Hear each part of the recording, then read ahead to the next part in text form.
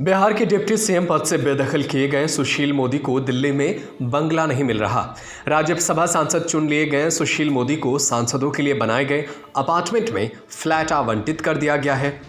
हम आपको बता दें कि इसी अपार्टमेंट में बिहार बीजेपी के एक और दिग्गज सीपी ठाकुर भी रहते हैं।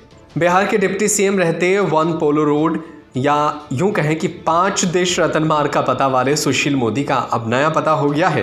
राज्यसभा सचिवालय ने उन्हें दिल्ली के बीडी मार्ग पर ब्रह्मपुत्रा अपार्टमेंट में फ्लैट नंबर 604 आवंटित कर दिया है।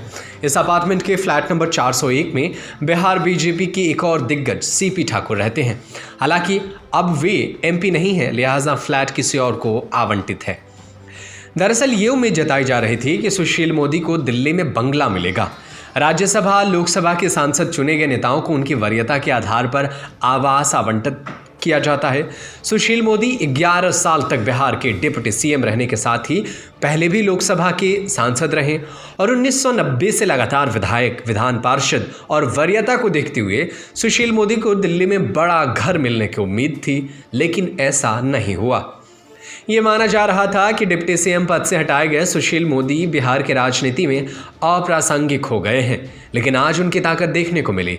सुशील मोदी का जन्मदिन था। पार्टी के किसी बड़े नेता ने भले ही औपचारिक बधाई देकर कोरम पूरा कर लिया, लेकिन सुशील मोदी के प्रशंसकों ने उनके जन्मदिन पर खूब जश्न मनाया। बीजेपी के प्रदेश कार्यालय में केक काटने के साथ साथ उनकी आरती उतारी गई, तिलक लगाया गया और खूब मिठाइयाँ भी बांटी गईं। बीजेपी के कार्यकर्ताओं ने बताया कि जब सुशील मोदी डिप्टी सीएम थे तब भी उनके आवास पर इतनी ही भीड़ लगती थी जितनी आज दिख रही है।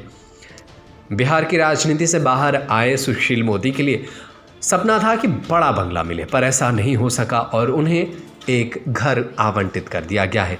जो भी हो, बिहार की राजनीति से दूर जाने की जो कोशिशें की गई थी उसमें भाजपा रणनीति में कामयाब तो हो गई, लेकिन सुशील मोदी के दिल में कसक तो रही होगी, क्योंकि उन्होंने कहा था कि वो कभी बिहार की सियासत से अलग नहीं होंगे। न्यूज़ रूम से नदीम अहमद की रिपोर्ट।